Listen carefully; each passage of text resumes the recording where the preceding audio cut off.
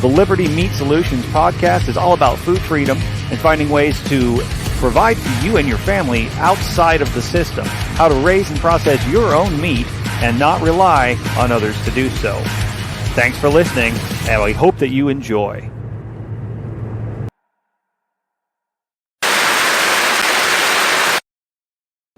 Hey folks, thanks for suffering through my dorky intro again. I'm live again from the car. Found us a good data signal.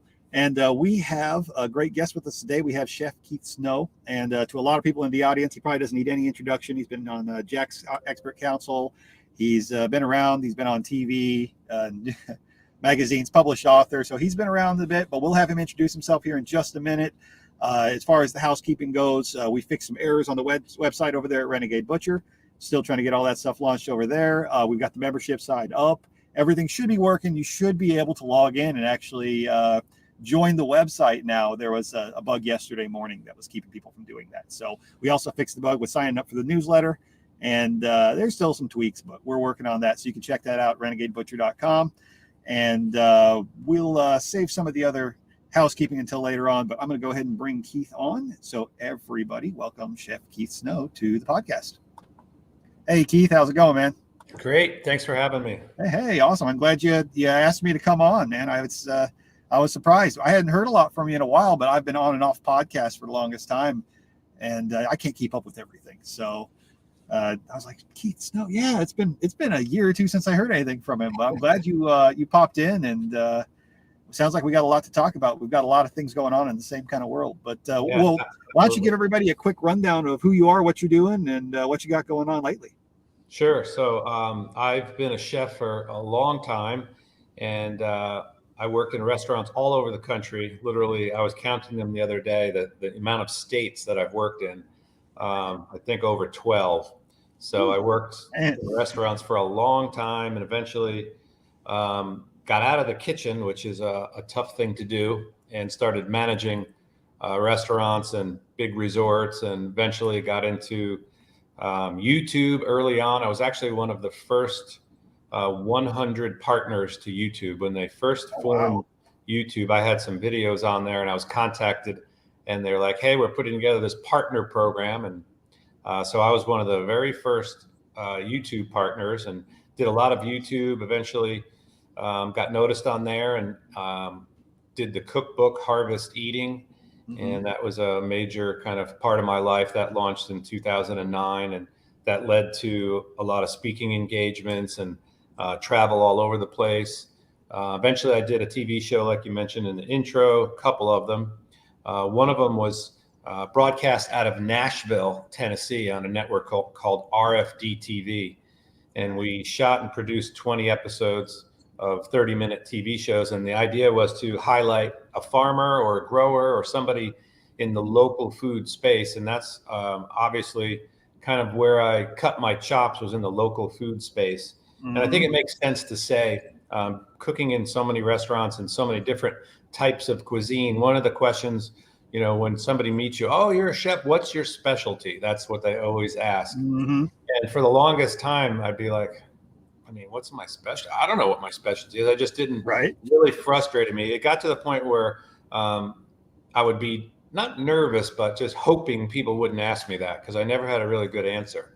And then I finally wound up on a farm. Farms have been in my blood since I was a young guy. My family, my father's brothers, both of them were farmers. So we spent a lot of weekends on dairy farms, and literally I can still, to this day, remember the smell of the hay in the barn in Pennsylvania. So when I left a big ski resort job in Colorado, we had our first daughter. We moved to a farm in North Carolina. It was raw property at that point. So we built a barn and eventually a home, and we started homesteading. This was 2003. And this was long before farm to table. Obviously farm to table was huge for our grandparents, and it was the way of life for the longest time. And it's weird that it's this modern concept now, and it's this new movement, when that's just kind of how everybody else used to live. We just got to find our way back to it.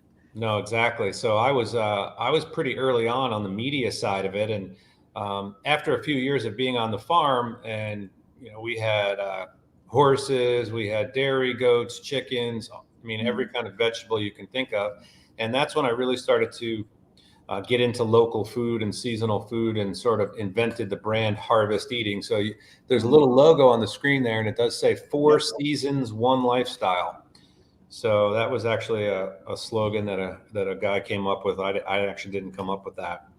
But basically it's cooking with seasonal food, and then also, finding people around you that farm and grow and do all these cool things. So when we were filming the TV show, I met so many cool people, grass-fed beef people, vegetable people, you name it. But this was early on. There was no YouTube homestead videos. Right. You didn't see Justin Rhodes walking around holding a camera. So I was very early on in YouTube and that whole movement. But when my cookbook came out in the TV show, it enabled me to do a lot of really neat things. I, had a really cool sponsor of the TV show, is a French stove company. So I traveled all over Europe with them, and just had some amazing experiences. And then I think it was 2012, I was invited to Dijon, France, as one of 12 US-based chefs to do something called the 4/14 Festival, celebration of Bastille Day, which is July 14th, and then obviously July 4th, our Independence Day. So I went over there, and we cooked in the city of Dijon, me and an executive chef that worked for me. And that was a really neat experience. I could tell a lot of funny stories about that, but this just goes to how long I've kind of been in the farm to table movement. And then somewhere along the line, I think, I met Jack. I don't quite remember, but I met Jack, and we worked together, as on the expert council. We still do. I actually need to send Jack some content. Actually, the last segment I sent him, he turned it away. I was rambling on. But I'm known to do that a lot. So. Yeah, no, for sure. But I met a lot of great people through the survival podcast, and obviously through the cookbooks and my websites. I mean, literally right before I came on, there's a woman, I don't know where she's from, but she heard me somewhere talk about a wasabi vinaigrette recipe, and she's trying to find it on Harvest Eating. And I'm trying to find it. I can't even find it. So I'm going to pick it up for you. But this goes back a long time. And eventually, so many people in Jack's audience were storing food after 2008. And I definitely had a brush with that myself, because I went through 2008. We were in the middle of producing the TV show. And I had, 7 to 10 people on staff, and really big monthly payouts going out. We had a big title sponsor, and all of a sudden, obviously a contract. And we get an email from the lawyer and says that there won't be any more payments. And I'm like, oh, really? No more payments. I'm paying like $40,000 a month to editors and filmmakers. So that was a really tough situation. It kind of taught me, like, hey, this economy, and that's kind of when I woke up, so to speak. Right. Shortly after that is when I learned about Jack, and we formed a relationship with his show and all that. And then through the years, a lot of people have contacted me that started storing food, and they don't know how to cook with beans and rice, and a lot of people have buckets of stuff. And I live in Utah, and believe me, out here, this population of people, they have a lot of stuff. And when you talk to them, they have no idea how to cook with it. You get in that community, there's that prepper mindset kind of runs pretty deep culturally out there. Not to call anybody out, but there's a big Mormon population out there. And I know I've had some good friends that were, and that's just a part of it. They come up living that way, and it's smart. Sure. But at the same time, like you said, if you've got rice and beans stored up and you don't know how to cook them, or you just know the very bare minimum of how to cook them, you're going to get really bored really quick if you can't make that food enjoyable. So, I'm definitely no chef. I consider myself like an amateur, but I love cooking. I love learning new things, expanding my repertoire there. I focus on meat, obviously, but I'm always fiddling around and learning. And I think a lot of people are of that mindset, or if they aren't, they've just never really been in that situation where they've had to learn to improvise with what they have cooking wise. So you're focusing a lot now on basically stuff that you can either source locally, grow yourself, things that are storable, and ways to actually cook them and make them good meals. Is that kind of what I'm following from your new program and website and your cookbook and everything like that? Yeah. So in 2016, I mean, there's so many questions that I got, from my own podcast, because I've been podcasting too. My show's called The Keith Snow Show.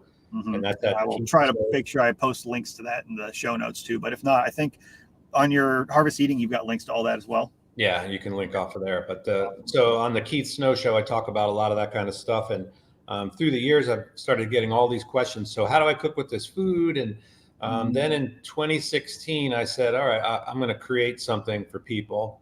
And I worked for a long time. I have a writing partner in Montana, and he's done all the written information on the website. I did all the culinary videos, and there's a lot of stuff in there. We launched that actually with an interview on the Survival Podcast.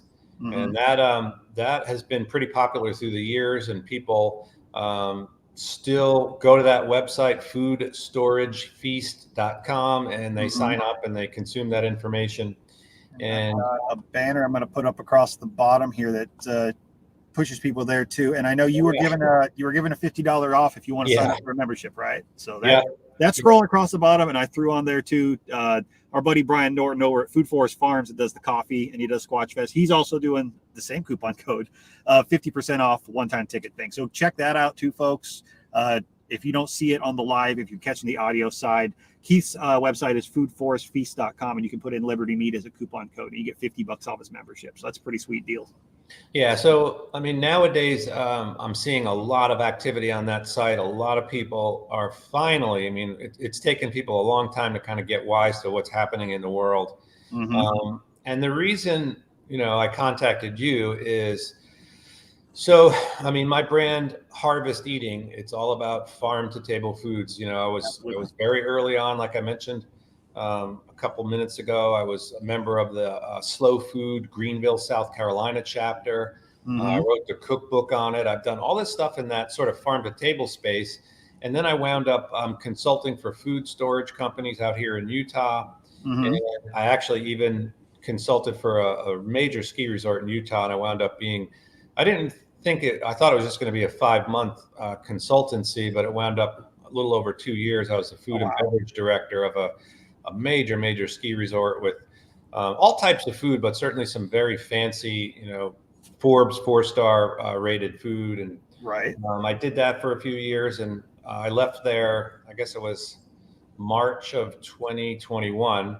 So I've been focusing most recently pretty hard on Food Storage Feast, and also on my podcast, The Keith Snow Show, where for years I just talked about food on the Harvest Eating podcast.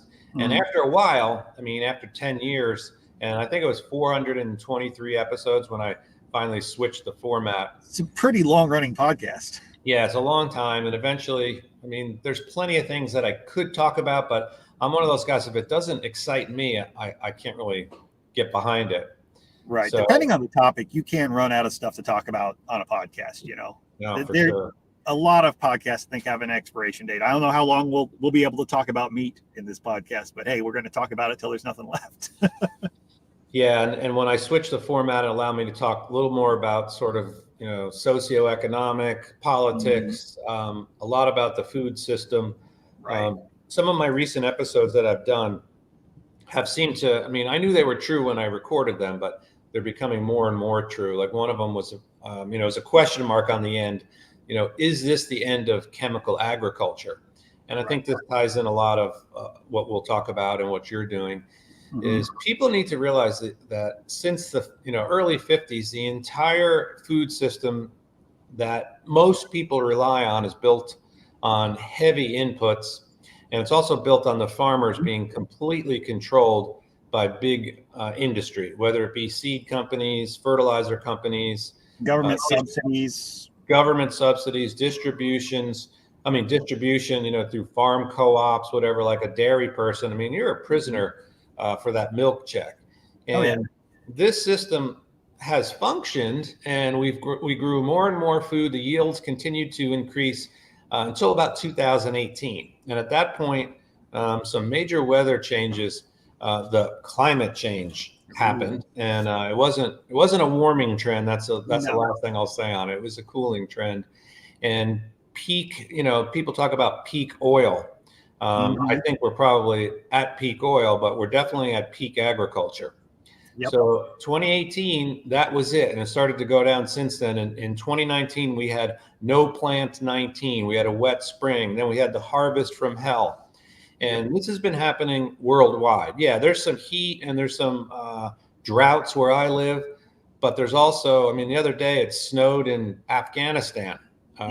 So crazy things are happening with the weather. And all these farms that are relying on cheap inputs and cheap energy, and you have to have cheap energy to get cheap inputs because they're all relying on them. To make fertilizer, you need natural gas. All these things are tied in. Yep. You certainly need cheap transportation to get these foods to market, to get them out of the field. So many things have come together, and I see a lot of cracks in modern agriculture, and I see huge food shortages coming later this year. That's why I promote my course. People need to learn to cook with stored food, but also, let's be honest. Let's think of it in a financial sense. So I have investments. I've got money in the bank. I've got money in a tin can under the mattress. I've got physical silver and gold, ammunition, all the things like that. So that's the storage. That's the savings account. It's just like that with food. We have a very large amount of stored food, but just like a savings account, if you live off your savings account, or if you live off of your food storage, one thing for certain is going to happen. It's going to run out. Yeah, so it's a finite supply. You have to have a way to resupply, or otherwise you have a ticking time bomb of when your starvation is going to kick in. Absolutely. And people, so for us, I keep adding to my food storage, but I certainly cook out of my food storage. I rotate things in and out. I'm always testing new recipes. And then of course we go to the store. We grow a little bit of food here. I just sourced 20 pounds of beef from a place called Grassy Flats Ranch, which is about 30 miles from here. So all of these things happen around our personal food supply, and that sourcing, when you talk about the modern system, supermarkets and places like that, those are going to get sketchy. There's already loads of places that are, you go in, there's no eggs. They're talking about ridiculously high prices when you do find it. Yeah, $12 eggs by October. It's insane. We buy organic I need to start milk. selling some more eggs. Yeah, we buy organic milk, and it is $13 a gallon at this point. Same. We also source raw milk, both cow and goat, from a lady locally. We source all of our eggs locally. So again, going back to that sort of thinking about your food as your investment scenario, you need to have it happening from all areas. But I do stress that people learn to cook from their food storage. And I don't know what will happen to the food storage. That's where the canning and preserving and growing, all that stuff comes in. And I know that us people in this country and worldwide, we are going to have. You think the movement back to the land has been pretty big. It's going to explode, and that's where a really big problem is. And I'll just touch on diet, and then on kind of what you're doing is. So at least for me, you see this shirt here. This is a great big steer, and right there he's done that, and on that it says plant-based. So plant-based shit. Yeah, it's plant-based cow shit. Yeah. So I eat a lot more meat these days. When I'm done with this recording, I'll probably have 3 soft-boiled eggs and bacon. And people are they should find out that meat and protein, these are the food sources that are the most valuable. They always have been. The grains and the things that I store, that's only one part of it. I store a lot of meat. I store a lot of fat. I store lots of frozen butter, all kinds of things like that. But the meat part is a big, big problem. And when I was interviewing farmers that grew grass-fed beef, they always had to have it processed. Mm-hmm. And since this lovely illness that's transferred around the country, this wonderful illness, things have shut down, industries have gotten weird. And you know better than me that you go try to, grow a cow or have chickens and all that. If you don't know how to do it yourself and you think you're going to take it to a butcher or a game processing place. A lot of areas, 6 months to a year out right now. A lot of people are getting a spot at a processor before they get the animal to raise. It's been insane. Yeah, and this is a big problem. Absolutely. And that's where, I wanted to say one thing is people think that because I'm a chef or that any chef, that we're butchers. They automatically assume that we understand how to do nose to tail butchery. Let me let the cat out of the bag. The vast majority of chefs, we know how to do small animals, chickens and poultry, because that's taught in culinary school. We do it in the kitchens. We break down cryovac sides of beef. We cut lots of fish, of course, vegetables and all that. But as far as breaking down animals, that is a whole. Just like being a chef it's an art form, it's a craft. Yep. We are not butchers. So it's a similar skill set, and there's crossover. There are some very similar parts to it, and a lot of times a chef will know some things that a butcher does, but there's also a lot of stuff that chefs know that butchers don't either.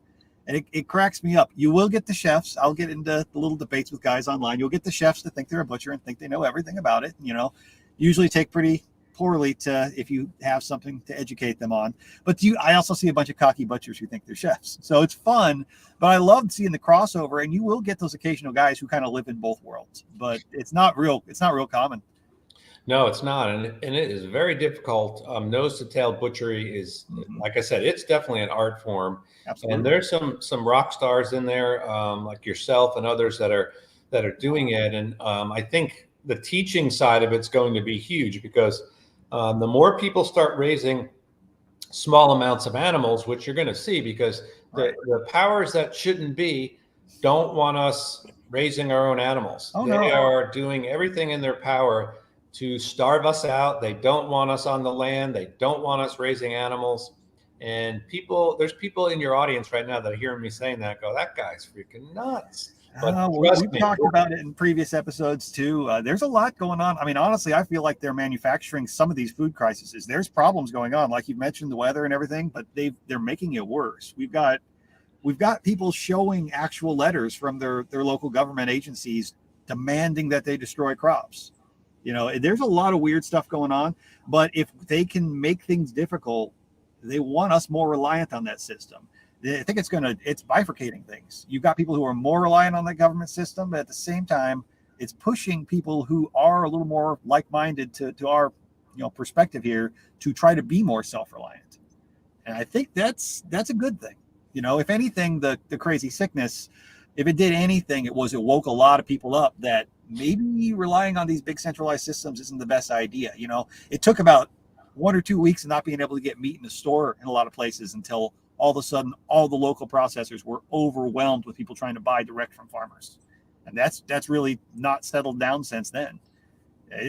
I've seen a lot of people change their perspectives because of it. And, maybe that's the silver lining to it all. Yeah, it's an interesting thing. And going back to the chemical agriculture system, you've probably heard of him. There's a guy up in North Dakota. His name is Gabe Brown, and he's one of the fathers of regenerative agriculture. And he's on about 2,000 acres. And they used to do, standard monocrops and all that. And eventually he got into regenerative stuff, and they graze pigs, they have chickens and cows, and they ran into the same problem trying to find a place to process them. So him and I think it was 6 other farmers pooled their money and they built a plant. Yep. There was a plant in a town in North Dakota and went out of business.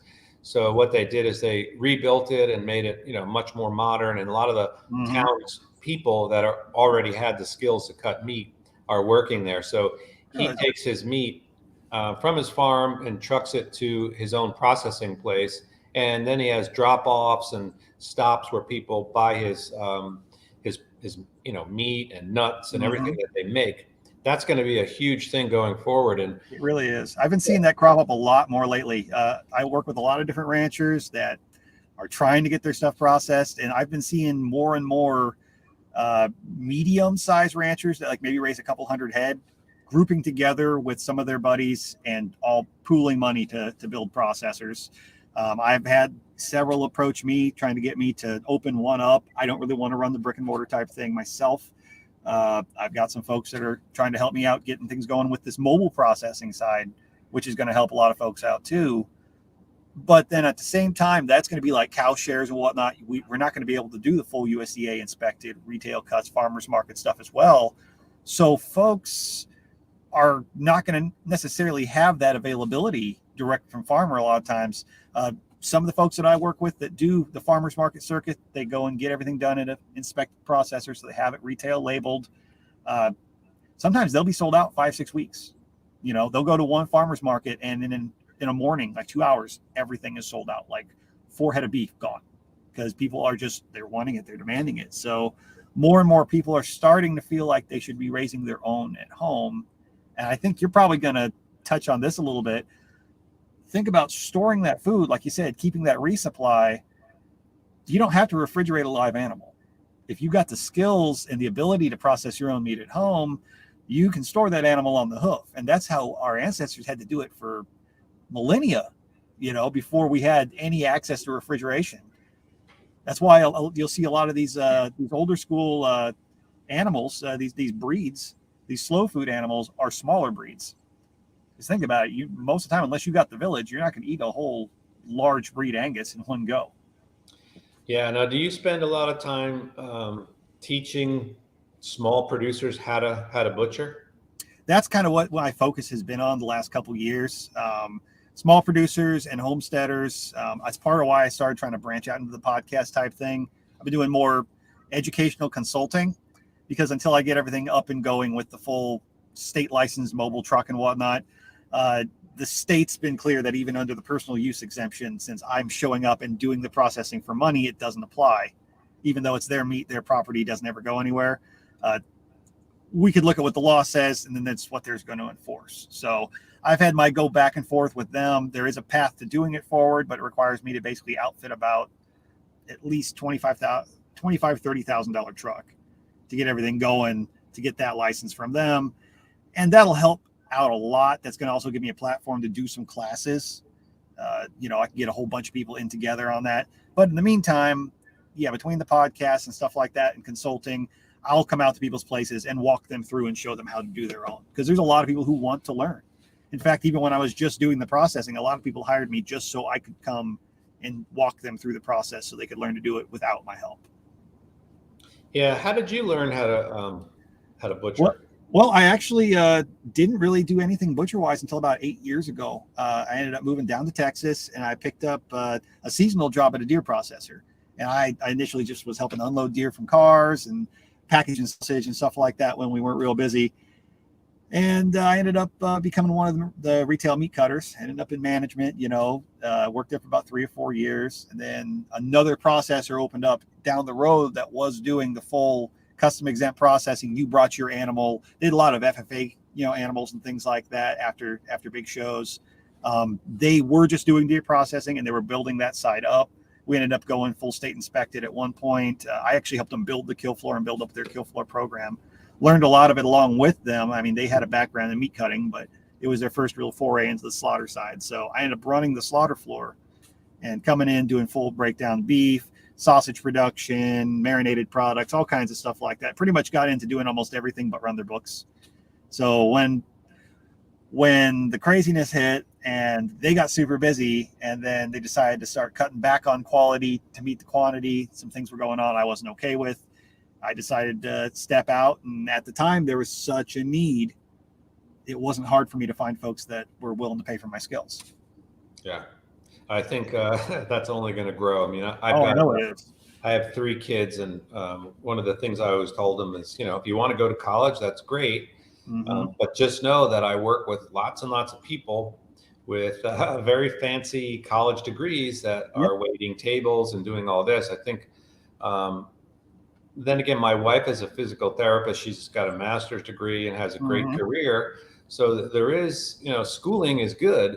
But my point to them was learning a marketable skill, a craft, Absolutely. is something that is really needed. And I do think that as we progress down the road here, people with skills are going to be more and more demand in all walks of life. But we need doers. Yeah, we need people who are willing to, who have hard skills that are willing to actually do things. And the funny thing is, you'll notice those people who just picked up a job and learned a trade, or maybe went to a trade school. You get guys out there who are, linemen, welders, even some farmers. You get people who are into permaculture and whatnot. Some of these guys are making more money than guys with PhDs. Yeah, because they actually focus their time on learning that skill, not just learning, whatever books they wanted to shove down your throat. Yeah. So, I mean, I went to college. I studied finance and economics. Obviously, I don't really use that in what I do. I got a degree in electronics engineering, and here I am running a podcast on butchering. So, yeah. Well, I think more and more, like you said, and I said, getting a good skill that's marketable is going to be really popular. My daughter went and she's a cosmetologist, and she does the very high end. She sort of specializes all the weaves and colors and all that. I mean, the amount of money that these girls spend on this stuff is amazing. Oh man, they really do. Always have something to do, and I think more and more people, particularly the ones that are in the food space, if you do anything that's surrounded by food production, anything, it could be transportation, it could be butchering, it could be cooking lessons. There will always be a need. Always going to be a need. And people are always going to have to eat. Yeah, I think it's going to be the people that have the food are going to be the real rock stars in the coming decades here. Well, I'm sure you've noticed recently. I mean, it makes me sound older, I guess, but maybe it's a generational thing. But certainly, in the last probably 5 to 10 years, I feel like nobody knows how to cook. Most of these younger folks have no idea. They have no basic culinary skills. They could burn water trying to boil it. It's crazy. But I can't tell you how many people I know who express that I just don't know how to cook. Yeah. Which drives me nuts, because I've been cooking and obsessed with it since I was like 8 years old.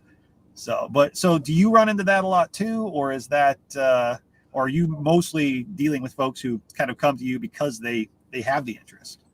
A lot of people, there's certainly the foodie movement, and those people are interested in cooking and they want to learn more. Right. Those people are obviously easy to work with and interesting. And I do talk with a lot of people in that vein, but certainly, like I mentioned to you earlier, somebody contacted me today, wanted to know, I don't know where they saw it, in maybe a TV episode or something, but they want one of my recipes for making a vinaigrette. So, I mean, I've done even simple things. Like I've got a course, there's a platform called Udemy, Udemy. Yeah. And I put on there, I want to say it was 2014 or 15, I put a little, it's a course on making dressings and vinaigrettes. Okay. And there's probably been, I don't know, and I've never promoted it. I only put a link to it on Harvest Eating 3 weeks ago. But there's been a few thousand students that go through that. And Udemy, honestly, they keep most of the money. They do send me, I get a PayPal or something from them once a month, but right. But it's something that's out there that's evergreen, and you're teaching people and you make a little bit off of it. So it doesn't actually, once you put that out there, it doesn't take you any more effort to do it. I've been thinking about putting some courses together. It's not something I've ever done. So yeah, and that's why when we did Food Storage Feast, it was a bear to put it together, because there's close to 60 videos. And unlike the TV where I was on the camera and we had to have a 2-camera shoot and all this kind of things, on Food Storage Feast, it's just my elbows and down. Right. So it's a lot easier to produce. Otherwise, it would have been so expensive. Oh yeah, see, that's been my problem. I've wanted to do some video content like that. I've had a lot of folks asking me, but it's really hard when you're doing butcher work to do the work and film it. So that's why I'm hoping when I have the truck set up, I'll have a little bit better setup. I might need a GoPro or something, strap it to my hat while I'm doing some cuts, That's just a hard thing to produce, that content, unless you've got a videographer while you're actually doing it. Yeah. And I was fortunate. I mean, I had really great videographers. And when I did the first show that we shot for public TV, I had an executive chef, I had 2 cameramen, producers, lighting guys, all this kind of stuff. Yep. And it was very expensive. And then eventually one of the cameramen and myself, he's like, why don't we just do a show by ourselves? I'm like, what are you talking about? How are you going to run 2 cameras? This guy ran 2 cameras at once, and That's he did all the editing, and we shot 20 episodes of full-length TV. So if there's a will, there's a way. But yeah, sure. Butchering is hard, for sure. Now, do you find, and here's one of the things that, people raise animals, and I'm on my way back to a homestead. Now, again, not only was I early in the farm to table movement on YouTube, I think I was just early in my life living on a farm with my family. We've kind of gotten away from that here. And that's something that, my sights are squarely set on a piece of property in probably a state in the east that gets some serious rain. And I want to grow animals. Now, what do you think the best animal, for protein, being somebody that eats probably 80% carnivore? I know a lot of people talk about rabbits. Obviously ducks and chickens, but I think it depends on your situation really, and what your goals are, what you want to do, and how big you want to get into it. I think honestly, if you've got property and you've got the space for it, especially if it's property that needs restored, it's hard to beat ruminants. Having, cattle or sheep, something like that, that's really going to be a good balance with the land. And something that eats grass is always going to be something you can raise. But you've also, on the other side of that, you've got a really big animal to process and deal with. So if you want to look more at the smaller sides, I'd say, yeah, probably rabbits and poultry is where you really want to focus. And I think even folks who do raise like some pigs, raise some cattle, most of them do the small animal thing too, because you want variety. I know even though we may have to store some food and we need something that's reliable, variety is good. Variety is the spice of life. So I don't know. I think hogs are underrated, especially small breed pigs. There is so much you can do with pigs, and they are such a valuable resource, especially if you're not afraid of fat. The hardest thing to really produce at home is going to be fats, and good, clean, pasture-raised pork. That's going to be one of the healthiest fats that you can produce. Don't listen to anything that these idiots say. It's not going to kill you. You're not going to have a heart attack because you ate too much lard.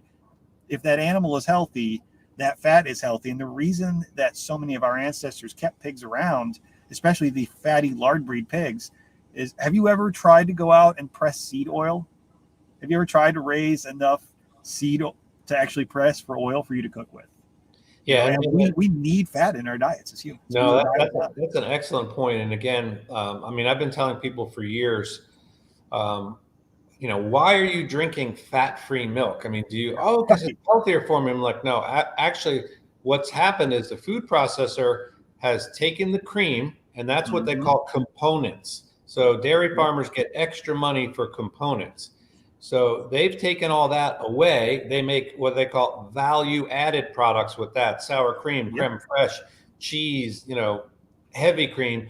And then the crap that they would feed to pigs, they've conned the world into thinking is good for them. So you see these people that are on, 2% milk, fat-free milk, they're grossly overweight. And they're, like you said, they're eating seed oil. So in my mind, as we progress here, I think fat and creating fat, that's the most valuable part of the diet, period. Probably one of the hardest things that you can source in a homestead situation anywhere. And think about this though, look at the prices at the store. What's the most expensive stuff? Butter, fats, even your oils are ridiculously expensive now at this point. And you can't cook well without fats. You're not going to be healthy without fats in your diet. And you're not going to go, I hate to tell you, but if you're living in, Pennsylvania, Washington, Minnesota, you're not going to go down to the old Apocalypse Mart and buy some avocados if things get real bad. It's just not going to happen. No seed oils, while they may be cheaper than, good quality lard, or tallow, for instance, those are eroding your health every time you eat them. To us. Yeah. So, for us here, we keep lard, lots and lots of butter. I'm about to get a chest freezer just for butter, nice. for frozen butter. And then we do keep some coconut oil, but we don't eat seed oils. And as a matter of fact, the last jar of mayonnaise I intend to purchase is in the fridge, because I've been, going back to my roots and making mayonnaise. And and I've done something like this on my show before, my podcast, but learning to make condiments, I think, is going to be a great skill.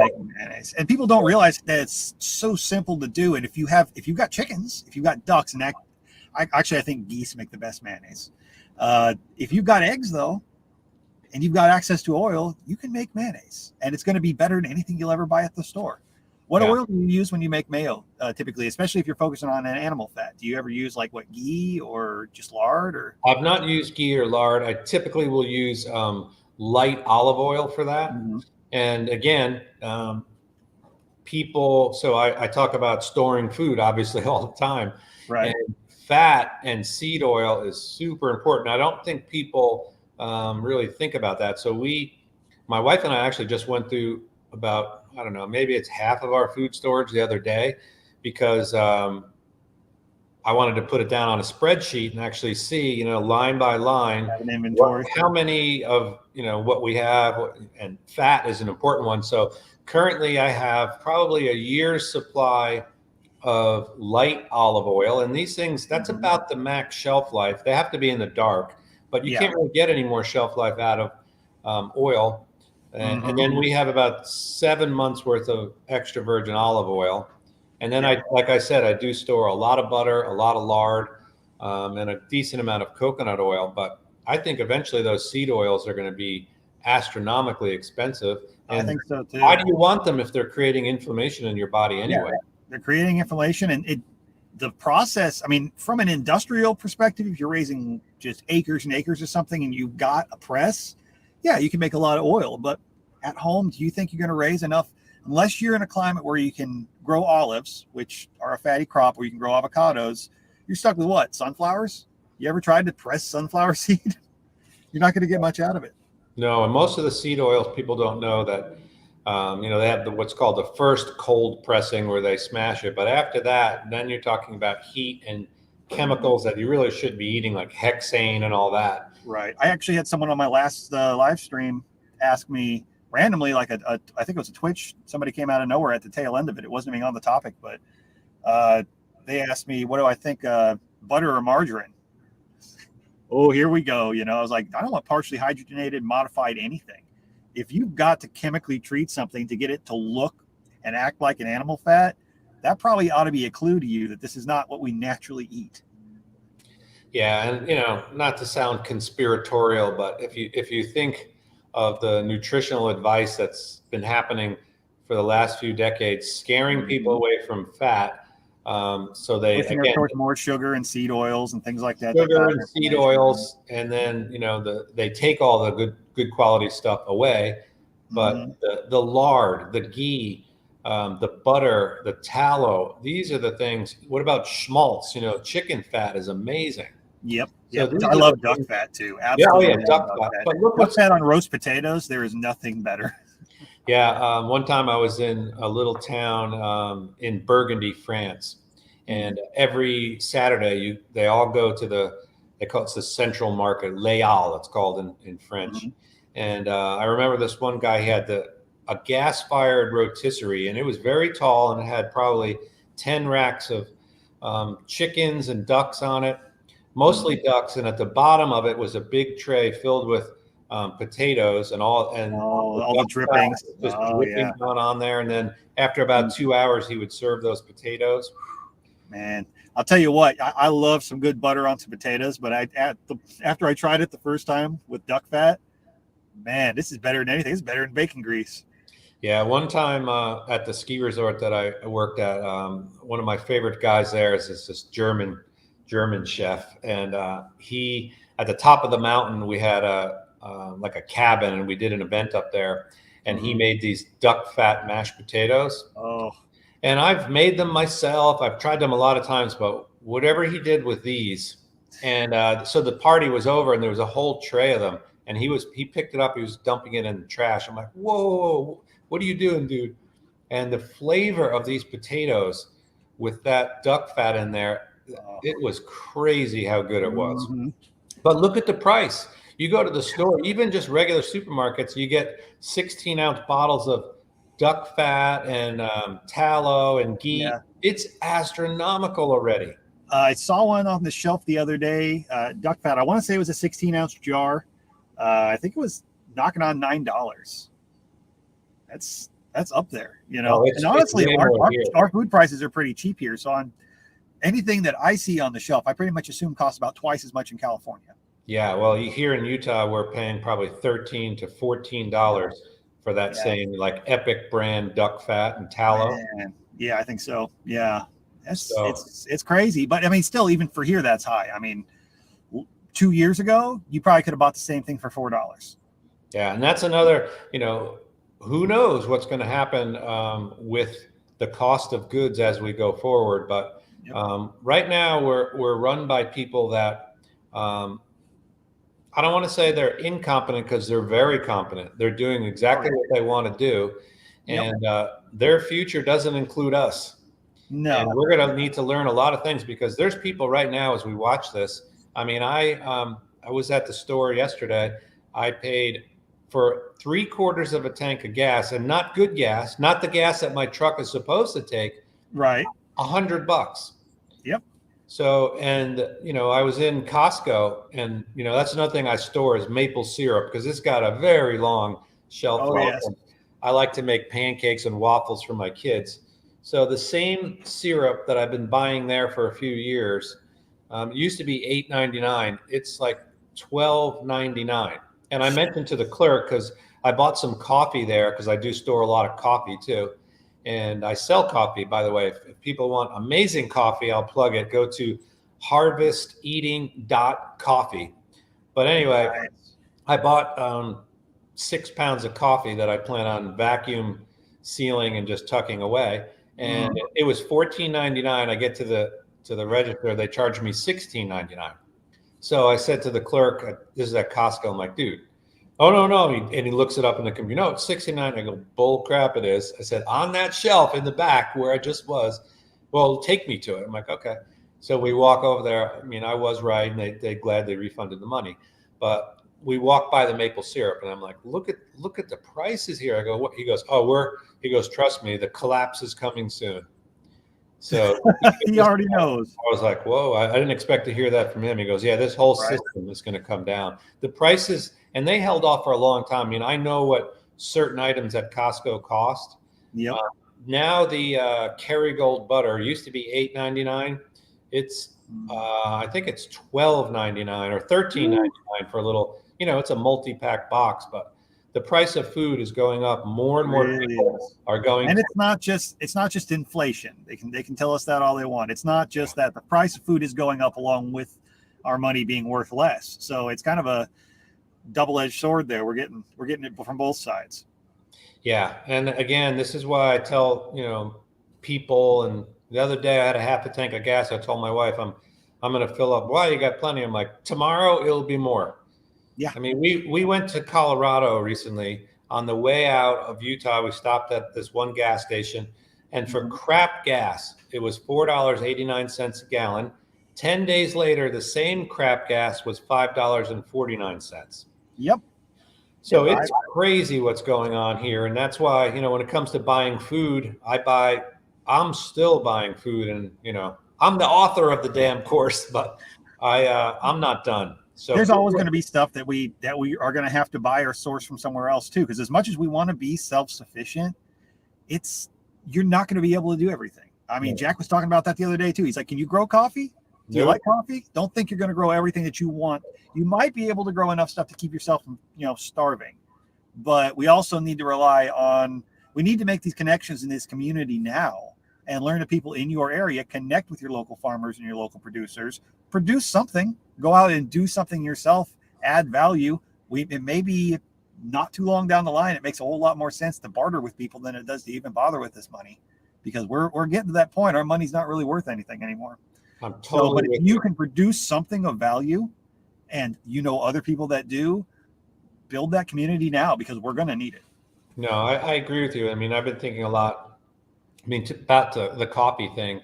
And I know the coffee that I sell, the link that I just mentioned, the harvesteating.coffee, that's freshly roasted for me in Salt Lake City. I order it, I get it within 1 day, and then I sell it to my customers.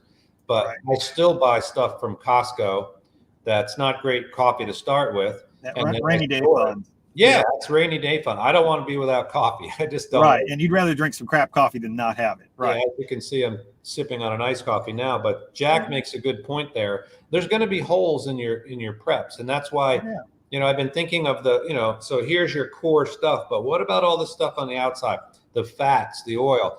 What about a freezer for butter? What about grass-fed beef? I mean, I just took delivery, and my freezer, my second freezer, it's full. Yep. I just put 20 pounds of grass-fed beef in there. But people are going to need to learn these skills, and this, you're going to find people having to butcher their own animals. Absolutely. People already are having to. And what do you think the average person is going to do? I mean, how are they going to learn it? Because for years when I've gotten meat from small, processing places, and that's again where the chef and the butcher thing, I can tell that butcher is not a great butcher, because you get like a ribeye steak. It's 2 inches thick on one end, and it's going down to the old doorstop. Yeah, that's what we call them. You're like, oh, nice doorstop there, buddy. Yeah, no, it's like, what the hell am I going to do with this? Cook it upside down. So they'll call that a his and her steak. If you like it medium rare and she likes it well done, you get both sides of it. Yeah. So what do you suggest for people that? How do we become butchers? What's the? Well, hopefully you're following this podcast and we can put some good content out here. But that's why I'm doing what we're doing. But I'd say, we was just talking about this the other night. I was talking about it on Tim's podcast. Get in touch with, if you can find a local mobile processor, look them up, get in touch with them. And if they can come out and help you, if you've got an animal that you just want some guidance on, most of us are willing to teach, even if it's what they do professionally. I'll get some guff from people occasionally, like, don't teach people how to do your job. You're going to shoot yourself in the foot. I'm like, no, there's more than enough people out there who need to know this. But yeah, that's a great resource. There's a lot of stuff on YouTube though. There's that Bearded Butchers have a really good YouTube channel. That's more from that professional. They've got their own USDA inspected facility. Everything's perfect. All the perfect tools that you're not going to have at home, but you can look at the end results and say, in ideal situation, this is what I'm going for. And so I've been focusing right now. My last episode was the first in a series I'm doing of like walk through things to plan ahead and expect if you want to do this at home, more from like the large livestock perspective. But what equipment to get, what considerations, what things you need to plan and do on your end to make sure that things don't go bad. And I was just going to do an episode on it, and I quickly realized, I was like, man, I could spend 8 to 12 hours talking about this and still not cover everything. So I'm breaking it out into sections and hopefully give some recommendations for people on that. And then the poultry side, I do it. I do my own culls and stuff. I don't do it professionally, and I don't want to pretend that I know all the answers on it. So I've been trying to go out and we had Nate and Aaron from the Two Chicks Homestead. We had Brian from the Lots Project. We've had a guy from TikTok the other day, Rebel Poultry, was on. I'm bringing on people who focus on doing that in their own way, in different ways, and talk to them about it and give some ideas and some resources to folks on, kind of empower people. You can do this yourself. There are ways to do this yourself. So don't feel like you can't, and don't feel like the way that you see somebody else do it is the way that has to be done either. It's easy to get that in the box thinking. And I know you've probably seen that from the professional chef angle. A lot of guys get in this mindset of they learned it this way and this is the only way to do it. And as long as you're happy with the results, that's what really matters. And as long as you're doing it, obviously, in a safe way. Yeah, and that's tricky. I would throw out there's a company. Have you heard of CoolBot before? Yes, I love it. I wish I ought to find out if they have an affiliate thing, because I push them a lot. But their website, like I said, even if you don't use their controller, there's other ways to do it. That website, I should put it up in the notes. It's a wealth of information. They have so much stuff that they have on that website, between what size. You could basically take a oversized window air conditioner, or you could use mini splits. There's other things that'll work too. But you take an air conditioner and basically trick its sensor into thinking that it's still warm, so it will continue to run. And in a well-insulated room and oversized air conditioner, you can run a walk-in cooler at your house. Yeah, and they sponsored my podcast. Oh, okay. I don't know what year it was, and I did become an affiliate for them. And Oh, nice. I didn't know if they did or not, but yeah, I've been telling even my customers and stuff about that for years. I was like, look, even if you don't want to buy their controller, that website has everything on it as far as like what insulation you're going to need, what size of units you're going to need for this size of room. And I've had probably half a dozen customers that have put in walk-in coolers just so they can process their own or use me to come teach them how. Yeah, I've got a guy right now is building up a little shop in a walk-in cooler just for his. He wants to do about half a dozen a year for him and his neighbors. And he's like, man, just come in and teach me how to do it.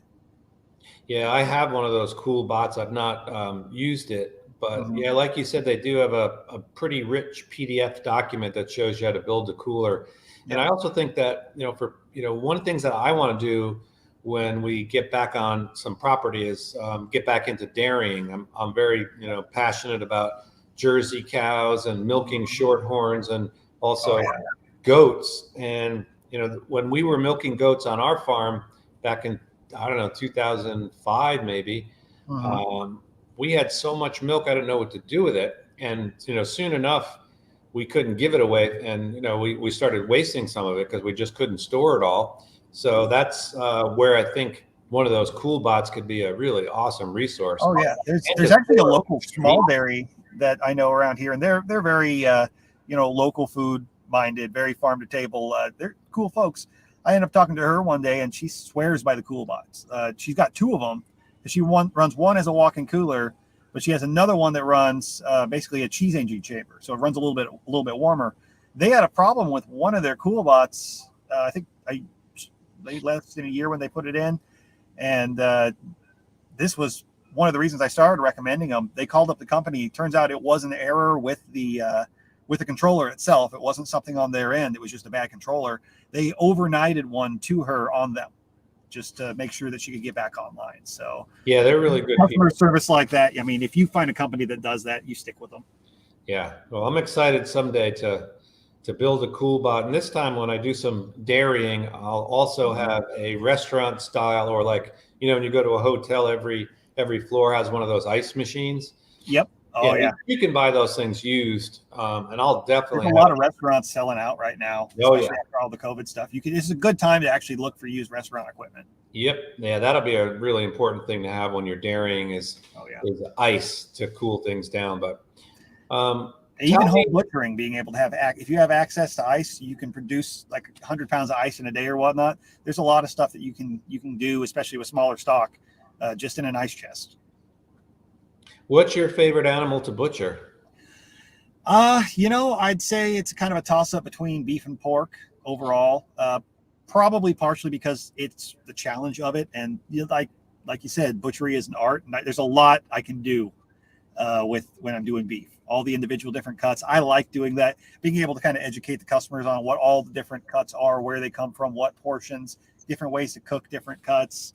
And then pork, because there's just so much you can do with it. With hogs, you get into the charcuterie type side of it, man. It's nuts. The cured meats, hams, bacons, things like that. There's so much that you can produce from those animals. Yeah, that's neat. And then I think one of the other big hurdles for people, and certainly for myself with daughters and stuff, and even my son who loves animals is, when you raise an animal, let's say we wind up having to process it. What advice or suggestions do you give on the actual, when you have to harvest the animal? Now, I know a guy in Canada, he's also pretty big into permaculture, and he raises animals, and then they harvest them on the farm. Right. So they have a little prayer ceremony, and then they shoot the animal. So the animal never even knows what's happening. Right. But what do you suggest on that front? I mean, my daughters, I'm like, no, you're not going to be naming the cows or the. That's the hard part. It's when you're raising animals and with the intention of raising them for meat. I think everybody makes that mistake. If they've not come from a farming or a homesteading background, You get into it, you get these animals, you're working with them every day. People get attached, they get that, they become a pet. They give them a name, they get that mentality, and it's really, really hard to have that animal that you've worked with and to a certain extent anthropomorphized. Now you got to turn it into food, and you get some people have a real hard time with it. They don't want to even eat meat from that. Have family members won't eat any of that meat because they had an attachment to that animal. And it's something people, I think, have to get past, but I think it also kind of speaks to how separated we are from our food supply now. People don't have that mentality. 100 years ago, you didn't have a choice but to eat the animal that you raised. That was just a part of it. That's why you had it there. So it's a learned skill. It's something that people have to kind of wrap their head around. But I think doing it at home, like you said, we've got the capacity to do it so much more ethically and kind to the animal than we would using a big centralized system. I've worked on that kill floor, and one of the reasons that I stayed out there, they wanted me in breaking beef with them. They didn't want me out there. They wanted to hire cheap labor and to do what I was doing, but I was pretty insistent. I stayed out there doing it because I knew nobody else there was going to do things at the level I would. My mentality was always, I'm going to slaughter this animal like it was my own. I'm going to treat it with that respect that I would expect, knowing it's not going to happen when you drop it off and you don't have eyes on it. And you have somebody who does that all day. I don't care who you are, after a while, it becomes just part of a job. You don't see that animal the way you do when you raised it. So there's a certain taking responsibility for it when you do it yourself. I think everybody, I'm not telling anybody what to do, but I think it would be very good, very beneficial for everybody who's in this space, who's thinking this way, to at least one time be a part of slaughtering something, even if it's a chicken, a rabbit, or something that you're going to eat, to gain that respect of knowing what it means to take that life that's going to nourish you. So doing that, you put yourself in the shoes of a lot of indigenous cultures and everything, where they show a lot of respect for that animal. I'm not saying you have to do a prayer or whatnot, but do what you feel shows respect to that animal and to you and your beliefs. And you are going to be able to do probably a more humane job than most other places. Now, the flip side of that is it's really easy, if you've never done it before, to be kind of timid and you want to hold back because you're trying to be really kind. That's probably not the best. If you're going to kill it. You've got to be definitive. You've got to be, I kind of talked about that in my last episode too. There's a lot of ways that it can go wrong. So I would say if you can, and if you're uncomfortable, especially with a larger animal, you've never done it before, try to get somebody who's had some experience in doing that, or at least heavy experience in hunting, involved to be there to help you. Don't be afraid to reach out and ask advice from people. There are resources out there. Yeah. The other thing I don't think most people understand is, so let's just talk about a pig. The amount of work and the amount of hours. I was talking to Nicole Sauce recently. Yep. Did a podcast with her, and the day before, or maybe the weekend before, she processed a few hogs, and she was telling me. I think they did a workshop out there at Self-Reliance Fest, or the one before that. Yeah, a long time. It's not a 3-hour gig. You're up all darn day doing that. So yep. And then I know in Asheville, North Carolina, there's a small mobile processor that I've seen working. How many of these people exist? I don't have an exact number. I've been seeing a lot more of them pop up. I'd say, Texas is a big state, and I think we're a little bit behind in the mobile side. There wasn't until about a year and a half ago even a process for them to license a state, a state licensed mobile unit. There were a couple of people in operation before then. I was one of them before there was a license. And now that there is, they've kind of pushed everybody out to having to have that. I think there are a total of 3 licensed processors, mobile processors in the state of Texas. And there's probably maybe a half dozen people who are kind of just doing it on the side, or were doing it before there was ever a license. And that's, you got people, when I was doing mobile stuff, I might travel 5 hours one way just to get to a job. So there's quite a spread. But I know farther out west, some of the big ranches out by Montana and stuff like that, there's quite a few people that will go do the on-ranch butchering. I know there's a guy out by California, Nevada, and that region. He covers kind of that North California, Nevada, Utah, a huge section that he works in. But he'll mostly go out and do the slaughter and then bring it back and hang it in his cooler where they've got their own butcher shop too. There's probably more of that going on than there is the full on-site breakdown, because there are some challenges when it comes to that. It's really hard to be able to do aged meat. We're working that direction now too, where we may be able to start using private coolers for that. There's been some changes in the way the state's going to allow us to work with that, which is going to really be beneficial down here. But if I had to put a number on it, I'd say there's maybe 20, 25 operating in the U.S. that I know of that are doing similar to what I'm doing. It's probably more popular down in, I think, Australia, New Zealand, and part of the UK. It's been going on out there for probably a decade before it really took some traction out here. Yeah, I think that obviously that's going to grow and grow and grow. Oh, it's definitely growing. Years ago, we lived in Montana for a short time in the same valley where they filmed Yellowstone, incidentally. Right. And I had a long driveway. We were on, I think it was 10 acres. And at the beginning of the driveway, you passed another house. So it was a house, and then there was a garage in the back. And I didn't know it, and it was on a slope, so it went down. In the back of the garage was a walkout.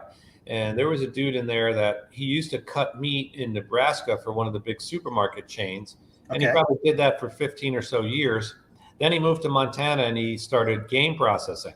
Mm-hmm. So it was kind of neat. He loved my kids. And every time we went by, he'd go out there and get us, he called them deer sticks. And these things they were spicy as hell. But my little, 4 or 5 year old son, he would eat those things up. But it was interesting. Eventually, I went in there with the guy, and he had a cold area. He had the big thing hanging up, and he would do elk, deer, bear, wolf, all kinds of crazy things. And one time we made sausage together. So I said, okay, let's make sausage. He ordered in the meat, so he got pork from a local. It was about 50, 60 miles away, place that raised hogs, and then. I made 30 pounds. No, I made 15 pounds. He made 15 pounds. Right. And, I did an Italian style sausage, and then he did his, kind of normal type. And, but we did it all together, and boy, those were excellent, excellent sausages. And lately I've been thinking a lot about, this whole thing, like you're mentioning, developing local meats, all kinds of things. What can you produce that other people would want to buy or trade with? And I'm pretty sure high quality sausage would be one of them. And where we are, man, it is so difficult. Like we have a supermarket chain here in Utah. And I'm not going to mention the name, but it's a popular chain, and it's very nice. It's a really nice store. It's almost on par with like a Wegmans in New York State. Okay. Same type of place, very high end. And they make their own sausage in there, but they have no freaking clue on how to make sausage. So I see a lot of that. Yeah, you cook it, everything falls out the back. So I finally, I went on their Instagram the other day. I'm like, man, can you please send somebody in there that knows how? I said, I'll do it for free. Right. Please show these guys how to tie sausages, because you just can't do this. And they were, all right. They sent a message to every meat guy. It's going to be raised as an issue. So far, I haven't seen any change yet. But but all you do is try. Yeah. Well, I do a lot of wild game type stuff too. Out here, it falls under an entirely different umbrella of what the state regulates when you do the wild game. So it actually falls under the game wardens. The state health department is pretty hands off with it, because their main focus is the slaughter side, what they want to be involved with. You can't regulate it when it's a hunter. So it's personal use only type thing. There's a lot of guys out here that do that just seasonally, so about 3-4 months of the year, that keeps me really busy. Like during the fall and winter, everybody wants me to start coming to some of these events now and these festivals and speak and stuff. And I was like, man, during deer season, I'm not guaranteeing anything, because I might be working 18 hours a day, 7 days a week. I think between the beginning of October to mid-February, I took half a day off on Thanksgiving Day and half a day off on Christmas Day. Otherwise, I worked. It's nuts. So, but I do a ton of sausage, and around here, that's what's kind of helped me. There's some big deer processors do 2,000 to 4,000 deer a year. They're my big competitors, and I do maybe about 150.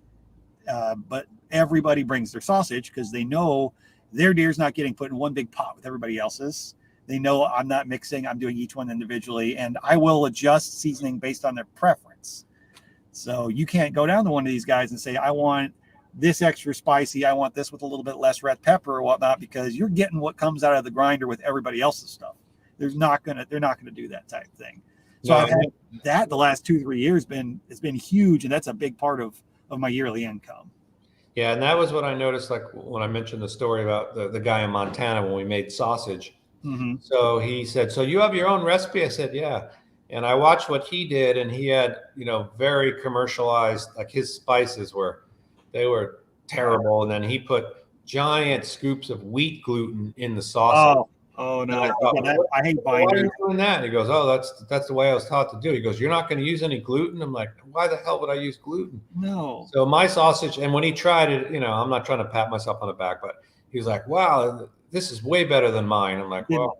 Yeah, he doesn't know about how to properly mix it, get protein extraction. That's the problem. No, exactly. That's the people who use the binders, and I'll see it a lot.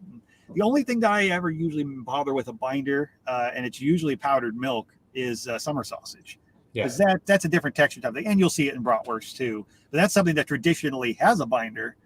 But yeah, I get people all the time. What kind of binder do you use for your pan sausage or your breakfast sausage? You don't need a binder.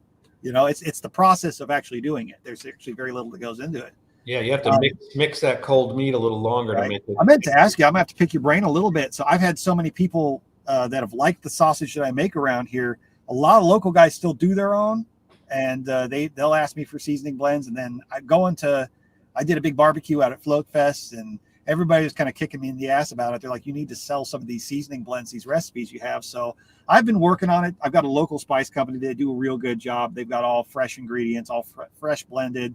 I typically use them for my bulk stuff, and then I'll adjust their recipes and stuff. But I have my own stuff that I do.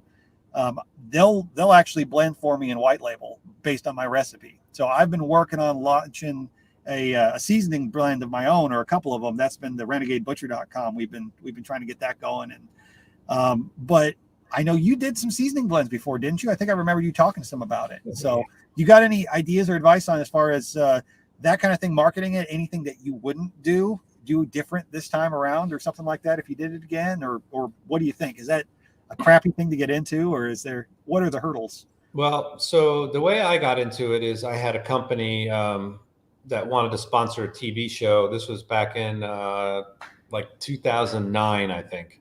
Right. And they, the reason I talked to them is because they grew on contract. So all the spices that they got, and there's a whole different thing. So you can buy spices on the global market, which is just a commodity market. You have no idea where they came from, how they were raised, anything. Or you can buy on contract where you're committing to buy right from one farm. Right. So my whole seasoning line, which started in about, I think 2009, I still sell them. If you go to harvesteating.com in the store, there's seasonings in there for sale. Awesome.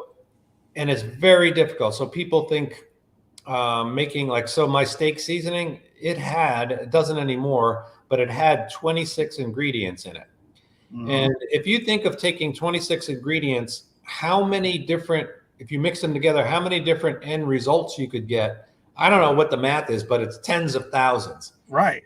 Because that's very especially if you're dealing with locally produced and things like that, just peppers, for example, depending on when they're harvested, how the year was, how much rainfall, they could vary a lot in flavor and heat. So the more complicated your recipe, the more, like you said, variety, it could be a crapshoot. And when you're selling spices, that's hard. You want consistency. You want people to know what they're getting when they open that bottle. Yeah. And, I've always sold mine as a little different because everything was, number one, is organic. Number two is contract grown. Mm-hmm. But so my steak seasoning, I remember this was probably 2015. They would have my formula, and I'd had to buy a lot of this stuff. This wasn't 1 pound, and we were making 300 to 500 pound batches. Yeah. And all of a sudden they said, "We can't make it." I'm like, "Well, why not?" We don't, the dill seed, because I had dill seed, and said, "We can't get the dill seed." And I'm like, "Well, when are you going to get it?" And they're like, "Maybe 6 months." Like, 6 months? This is like my number one selling product.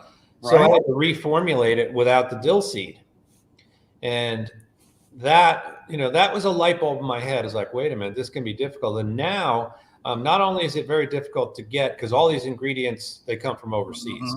The salt is usually domestic, but it all comes from overseas, mostly Asia. A lot of these things, certain things come from China, which I hate buying anything from China. Right. The source is unreliable. And then the packaging, for me, that has been my biggest problem is I don't want to buy truckloads of packaging. I'm not that big. No. And then the in between, what they call LTL, getting the bottles and the jars, it's so hit or miss that Right. I slowly started to get, out of the business. It's difficult to source. That's the one thing that's kind of attracted me to it, is that these guys, they do this professionally. They've got the facility for it. They've got the supply chain for it. They've got their own lines of it and everything like that. So they're doing the packaging side and everything, and they've got the full, state licensed facility for it. They've got the stuff to do it, the fresh grind. Everything they do is they grind that batch on demand. They're not getting in bulk pre-ground and they're just mixing it for you. I can do that. That's not that hard, but they're doing all of that stuff together based on that recipe. But of course, that means I've got to buy 200 pounds at a time, minimum. So there is that. That's part of why we were doing the launch thing, because I was like, well, we're going to do it one at a time, see if it takes off. And we're doing pre-sales on it, and we're doing like a membership thing on pre-sales. And then once we get enough pre-sales, then we'll launch it. That gets distributed to everybody. And once that's launched, pretty much, as long as there's demand for it, we'll keep some back, and we'll keep buying new batches. We'll keep a couple 100 pounds of each in stock as need be. So that's the plan with that, and we'll see if it works out. But I wouldn't even consider it if it wasn't a company that I've pretty much worked with and relied on for my seasonings. I go through a lot of seasonings, processing a couple hundred deer a year. So I'm pretty confident they're reliable, and they've always taken good care of me. Otherwise, I wouldn't even think about it. I wouldn't want to just jump into it feet first and try to launch some spices myself in this kind of climate with the food shortages going on right now, if I didn't have somebody reliably who was in that industry. Yeah, and that's one of the things, like with my so my biggest sellers were grilled chicken and then my Montana steak. Oh yeah. And all of a sudden, I think the grilled chicken had like 14 ingredients in it. Right. And that one's been reformulated too to have less ingredients. I think it's equally as good. It's a little different. Right. But sometimes less is more. It's really easy to want to throw everything into stuff. I'm guilty of that in cooking. I'd be like, hard to remember how to do this again because I've put everything in the spice cabinet in there. Yeah, I made a Thai curry for somebody the other day, and they're like, "Oh, I want the recipe." I'm like, I could never get that recipe the same twice. No, exactly. That's half the fun of it, though. But yeah, one of the things I've always wanted to do is a basic pork sausage seasoning. I've got a recipe for it, but maybe we could collab on it. Hey, maybe, we might be able to figure something out. And that's actually more going to be my focus. I think I'm going to do like a steak seasoning if there's enough traction for it. But my focus is going to be more sausage seasonings for people who want to process their own stuff at home. Or I've actually got a couple other mobile butchers. A lot of times they'll do like a breakfast sausage right there fresh for folks while they're there. It's not a cooked product, so that's easy enough to do. And they may want to buy in bulk from me as well too. So I think probably the first one that's going to be off the line, if I had to guess, is going to be like a basic breakfast pork sausage. And I'm probably going to go more mild on it because there's a lot of ways you can spice it up. Yeah, I would definitely recommend you doing it because, if you're already doing the service of making the sausage and all that, why not, expand into something that makes a lot of sense to me. And then I think like a basic smoked, like a Polish style sausage will be a big one too. But one thing that it's a regional thing, I'm sure you're familiar with it, but really been popular. And anytime I've done it at like a festival and served any of it, a lot of people don't know what it is, but most people do love it when they try it, is boudin, like boudin blanc. Yeah. And that's, Cajun food is really popular in this part of Texas. We've got a lot of Cajun transplants. You can go to a gas station and buy boudin off the shelf around here. It's kind of just that local normal thing. But at the same time, there's a lot of it out there that isn't even that good. No. So if you get good boudin done the right way, man, I tell you what, I got people from all over the country now that are still messaging me after they came to Flote Fest. They're like, we need that boudin. It's like, well, I can't really just ship you boudin, but let me work on the seasoning blend. So that I think will actually have dehydrated vegetables and everything in it too. So it'll pretty much be, you just need meat, liver, and rice. And, here's how to make it. So. Yeah, I'll tell you a story. I was, like I said, at the ski resort, and there was a place in Utah that's very famous called Snowbird. They're very famous for their Oktoberfest. And they've been doing it for decades, and a lot of people from Utah will go there. But the sausage is not great. Yeah. So during COVID in 2020, they canceled their Oktoberfest. So my idea was we need to do an Oktoberfest. And, I raised it to management. I was the food and beverage director. they all liked the idea, but it seemed kind of risky with COVID, and we didn't have, Right. it was a joke, running restaurants during COVID. But Oh, anyway, what we decided to do was, in 2 of our restaurants, we did breakfast and dinner. We did an Oktoberfest plate, and we did it every Friday, Saturday, and Sunday throughout the whole month of October. Nice. And so me and this German chef, obviously, he knows quite a bit about sausage, as do I. Right. My mother-in-law was German. My wife is half German. Very big part of German culture and cuisine. Yeah, and I've traveled in Germany and eaten their sausages. So I wanted to, and this is a thing that, as a food and beverage director, but also with the chef side, a lot of food and beverage directors are glorified restaurant managers. They don't know jack about the food. Right. So, the executive chef having to work with the food and beverage director who knows about food, that was, it was an interesting dynamic, but we got along great. And I said, look, we're going to have the best sausage. We couldn't make it ourselves. We didn't have the manpower. Right. But we started testing sausage, and I call import. We were importing them from Chicago, from Denver, and we tried a lot of different places. And one of them is located just outside of Chicago. At the moment, I can't remember their name. I'll think of it. But it's an old family from Germany. And I said, we got to call these people. So my German chef buddy, he calls them up, and the wife answers the phone. I mean, who answers the phone anymore? Hello. Oh, it's called Stiegelmeier with an S. Okay. I think I've heard of them. Yeah. Yeah.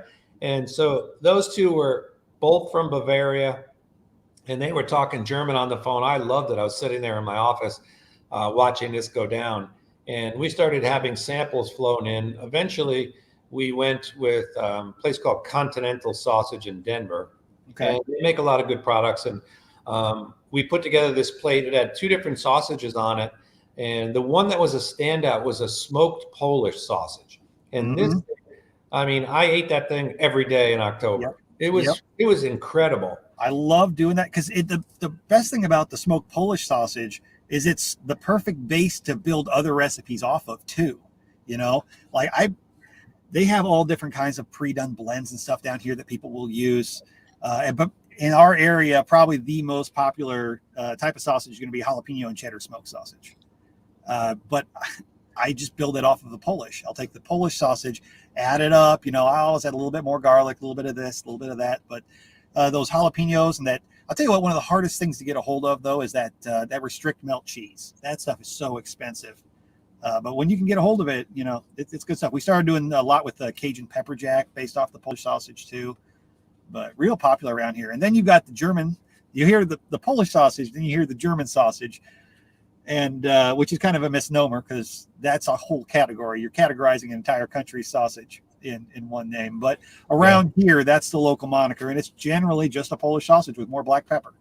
So, yeah, and it is very super regional, and there's some sausages that are very cool to look at, and there's 2 in particular that I mentioned. In Thailand, they have sausage. Again, the name is escaping me, but they're basically fermented. So it's mixed up, it's put in links, and then it's just hung at room temperature for about 5 or 6 days. And it does have rice in it, which is very interesting. Yeah. So it has a little rice, it has fish sauce, pork, some cilantro, a lot of different things in it. And it is incredible. It's like a lacto ferment, pretty much. Yeah, it's a lacto ferment. So that's an interesting one. And then there's another Polish sausage that's called Kabanosy, Kabanosy. And that's made with, I think, a sheep casing. So it's a small casing. It's a little bit thinner sausage. Yeah, it's long. It's probably about the same size as like a breakfast link, maybe a little bigger. Yep. That's what I use for those deer sticks that you were talking about as well. Yep. Yeah, and that one is smoked, and then it's also air dried. But if you taste a traditional Polish Kabanosy, it's freaking incredible. Yep. And it's great it's shelf stable at room temperature, so you can put them in your suitcase. And I get a lot of folks ask me about doing dried sausage, and I'd love to do more of it. But the thing about that is it takes up so much real estate while you're doing it. So when I'm doing things on a scale, I just don't have room to do it. Yeah, and you need a specialized But old if refrigerator that you've got one of those cool bots set up and you got a refrigerator or something like that, you've got the space at home, there's no reason you can't get into some of those dried or fermented sausages yourself. It's just, you're not going to find a lot of processors that are going to do it for you just because they don't have the room. It does take some time. You've got to let those things hang in a controlled environment to get it right. Especially if you're like me and you're in a hot climate. Oh yeah. That's a major consideration. You can't hang it out in the sun at 110 degrees.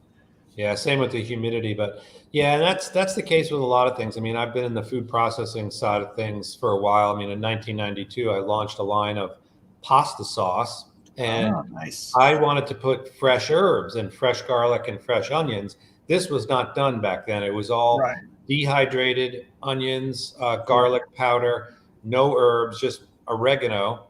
So when I went to these SpaghettiOs, they're like, "What? No, we don't do that." And they said, if you bring the ingredients, and this is how, the laws have changed.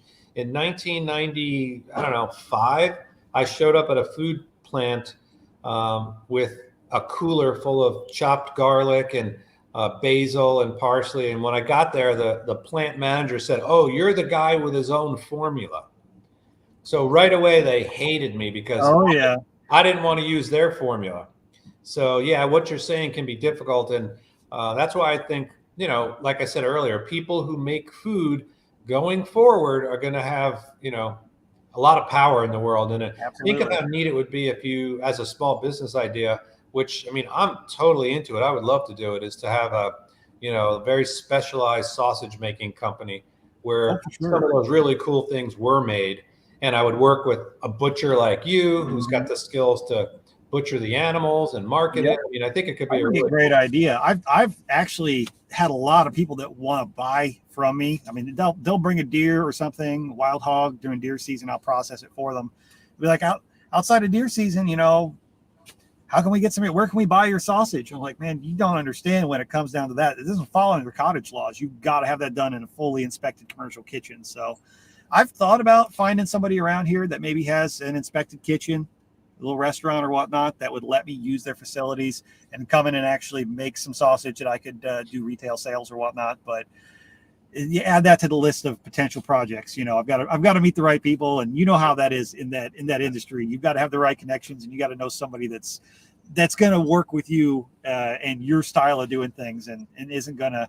It's hard. A lot of people don't think that way. Everybody's got this retail mindset. So yeah, and and this goes back to what we were talking about earlier. I mean, the government has constantly got their freaking foot in the door with all these stupid regulations. It's unbelievable. You go to Europe, and the canning jars that they use in Europe, I have a bunch of them here, and they're the kind that have the little rubber seal, and then they have that bale that you put over. Those are, in the United States, those can only be called food storage jars. And the USDA and the FDA says that those are not safe for canning. It's the biggest crap. The FDA says a lot of crap about canning that may or may not be true. So yeah, I mean, they've been using those jars for hundreds of years in France. They still do, but here they're not legal. And then, I've been to plants where they needed to have the USDA inspector, and he doesn't come, every other week. It's a daily thing.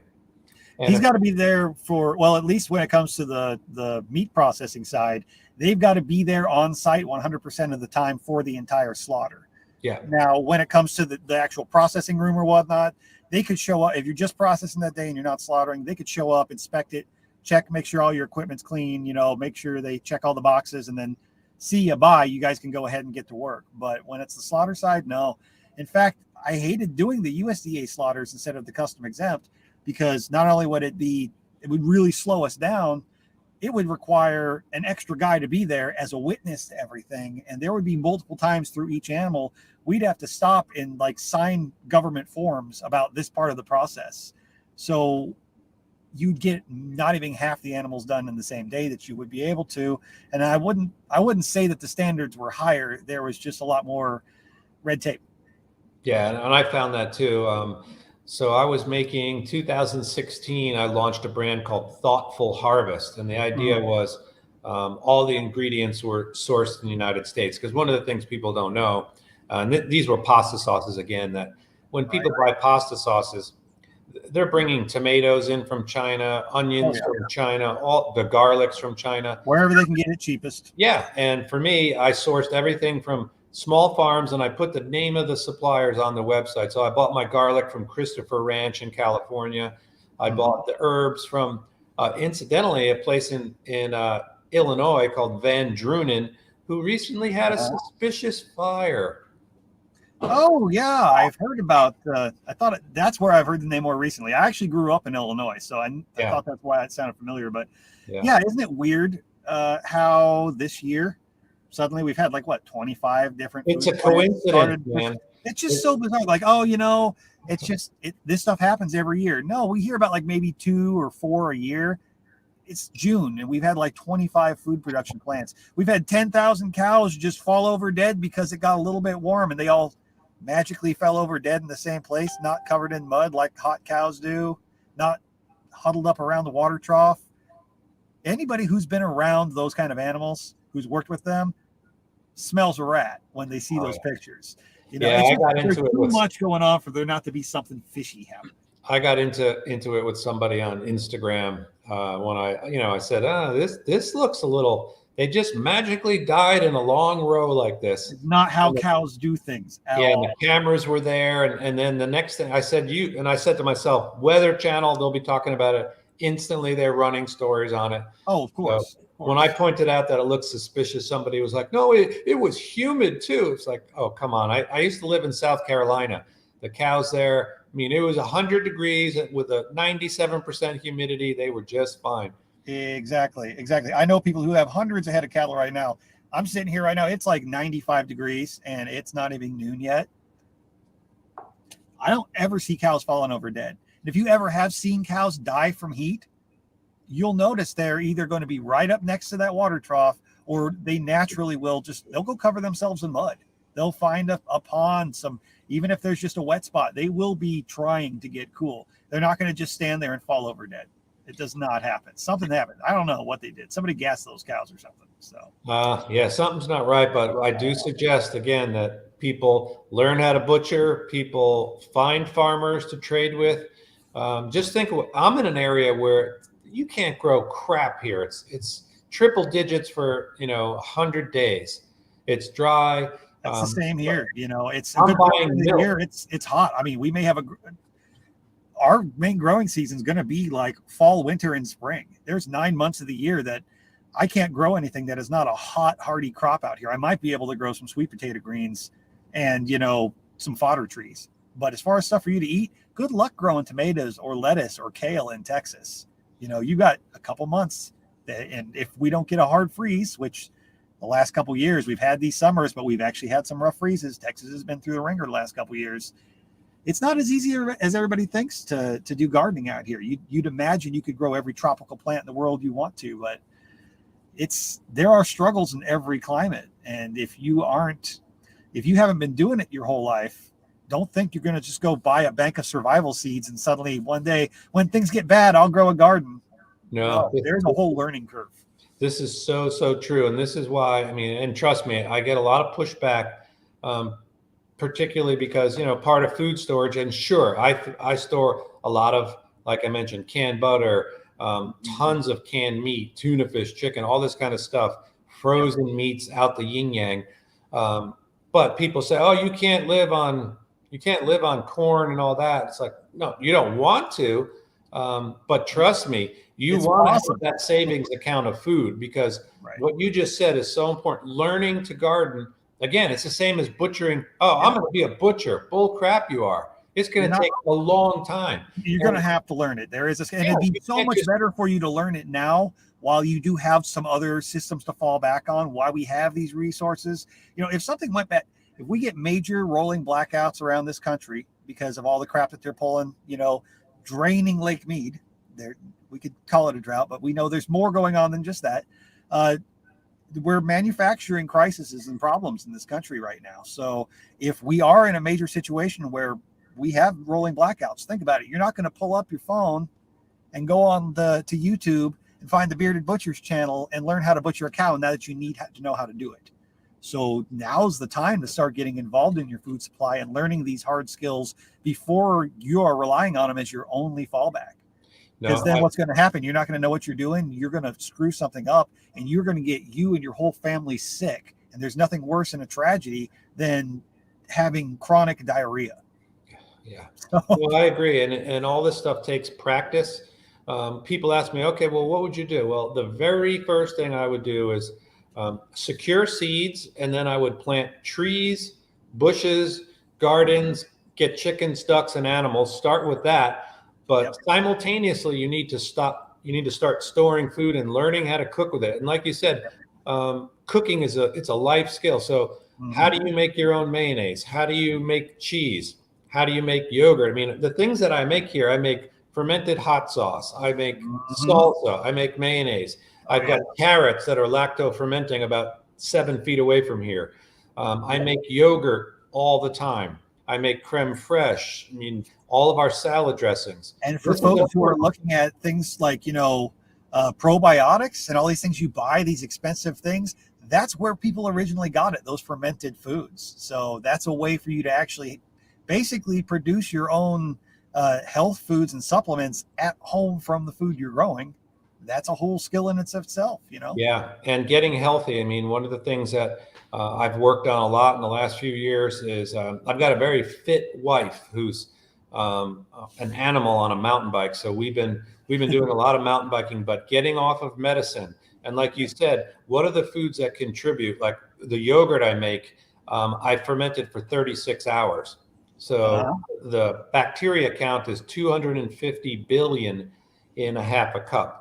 And then I've got, and I want to show you, I'm going to walk away real quick. I got to show you something. Go ahead. This is pretty cool. That's awesome. Oh, we got some comments I'm going to have to catch up on here in a minute too, but wow, we've been going for about an hour and a half. So, here we go. Yeah. And for those on the audio side, he's showing he's got a big, is that a gallon size jar? Yeah, it's a gallon. Yep. With the airlock in the top. But yeah, that glyco fermented carrots. Nice. Yeah, these are, I tried one yesterday. They're delicious. Is that onions in there with them? What I'm seeing? Yeah, onions, garlic, peppers, all kinds of things. That's awesome. called Pickle Meister, and you can get that jar. I think you can get it on Amazon. Nice. You can make sauerkraut in that, and I also have a giant German crock that I can make probably 25 pounds of sauerkraut in. But those are the skills: yogurt, pickling, butchering, cooking with stored food, making your condiments. These are a huge skill for people to start on. Nice. So over at your website, that'd be a good resource for people who are trying to learn how to do all these things at home and learn how to cook and cook with stored food. And do you do a lot on food preservation and stuff? Yeah. Like basic canning and things like that. So, yeah. So if somebody signed up, what would they expect to see over there on your website? So if they sign up for Food Storage Feast, they're going to learn all the reasons that they would want to store food. They're going to learn a lot about grid down cooking, stoves that they could use. They're going to learn how to take very bland foods and turn them into really neat foods like codfish, potato cakes, and a lot of Thai dishes. So I mix a lot of ethnic cuisines. I've got a Bangkok chili. So there's about 55 videos in Food Storage Feast that will help you turn boring, bland food into tasty food. Then over at Harvest Eating, that's there's hundreds and hundreds of recipes and videos over there. I mean, it spans the gamut. So there's a lot of content. And you've got a cookbook out too, right? Yeah, my cookbook is still on Amazon. It's called the Harvest Eating Cookbook. I went ahead and put that up as the featured item for today. So there is a link if people want to click that. So. Yeah, and there's not many copies available. So I would not recommend, and I get royalties from it, but I would recommend people buy used copy. You can buy a used copy for usually under $6. And as long as it says good and very good, one of those two, you're going to get a good book. Sometimes you'll get a library copy, but there's not a lot of Harvest Eating cookbooks out there. I mean, a new one sometimes can be $65. Dang. Yeah, I looked at it. It looked like it was $16-17 right now, but there's probably very limited stock. Yeah, definitely click on the used tab and find a used one. There you go. Yeah, there's a lot of processing and canning in there, and we talk about making jams and all kinds of stuff. But Awesome. yeah, neat skills to have for sure. Definitely, I think very important skills that people used to have for a long time and have kind of died out. So, hey, we've been going for over an hour and a half here. There's a couple of questions that have popped up. I don't see all the comments, but a bunch of people popped in there. Hunter popped in, and he does a lot of HVAC, and he said he hates working on ice machines. So we've got Gorilla Press over there. So they're in Driftwood, Texas. Trying to garden, they have to use shade cloth. Pretty much something I've had to deal with as well too. Steady Presence has said, Keith, it's good to see you. He asked, did you happen to see my expert counsel question about sauces? Thanks. So I'm assuming that's over for the Survival Podcast. I'm not sure, but why don't you email me at Chef Keith Snow at protonmail.com, and I'll make sure that I get that answered. I'll send that into Jack. Awesome. Perfect. Well, and I'd love to be able to have you back on the show again. Hopefully there's plenty for us to talk about and everything. But so how do people best find you? I mean, we've talked about your website and everything like that. Is there any kind of social media stuff you're really doing right now that you want to kind of promote that you're really focusing on? I know you got your podcast going too. Yeah, I would head if you have an iPod or anywhere you get podcasts, just search the Keith Snow Show. That's a big focus of mine. And then I kind of just dabble a little bit on Instagram.com/harvest eating. A lot of the foods that I cook on a daily basis are featured there. But Food Storage Feast, Harvest Eating, all those places, I'm there all the time. Awesome. Good. Man, this was a great interview. I think, like I said, we probably could go on for a couple hours talking about just sausage, I'm sure. But oh yeah, we'll definitely have to have you back on, and maybe we'll figure something out with some season stuff, do some collaboration, and things like that too. So, and then for anybody who wants to kind of check out what I got going on there, like I already said, you can go over to renegadebutcher.com. And if you want to kind of check in on that pre-buy stuff for the seasonings, you got some ideas or some suggestions. We got that membership going over there as well right now. And I've only got a limited amount of the lifetime memberships that we're going to do. Once we do that, we'll cut that off. We're going to cap that at a certain amount. And then, I've got a bunch of Food Freedom merchandise over there too. Like I said, you can't really see it. I've got the T-shirt you all have seen before with the Eat Free or Die and the Gadsden flag type thing. We've got a bunch of that. We've got, I was going to show, I think I can share it on the screen while I've got people up. The people on the audio side won't be able to see, but let me see if it shows. I'm still figuring some of this stuff out, but yeah. This is a fun one for today over on the website too. Yeah, you can see that. You can get a pot holder, and it's got the pocket in it and everything, but it's got that. So if you want some, I'm going to zoom in, you want some food freedom type merchandise or whatnot, we've got that stuff over there too. And we're going to keep that kind of stuff going. It helps, that helps fund towards starting the seasoning project as well. So, but like we said, go that Live.LibertyMeat.Solutions. You can always find where we're going to go live. And we've got all the links up there for the different audio sides of things. So when you're trying to find the podcast, if you can't find it, head there. And if you still can't find it, message me. We'll make it work. Awesome. All right, Keith. Well, I'm going to go ahead and close this live stream down and then chat with you in a minute in the back room here. And then we'll get all that audio side up for folks. Appreciate having you all on. And once again, on the bottom of the screen there, we've got that Liberty Meat as a coupon code over at foodstoragefeast.com. And we've also got that as a coupon code over at Food Forest Farms with Brian Norton's coffee and his Squatch Fest tickets he's really trying to push. So go check that out while he's still running that deal. And we'll catch y'all on the flip side. Thanks for listening in, and be free. Thanks, man. Thank you.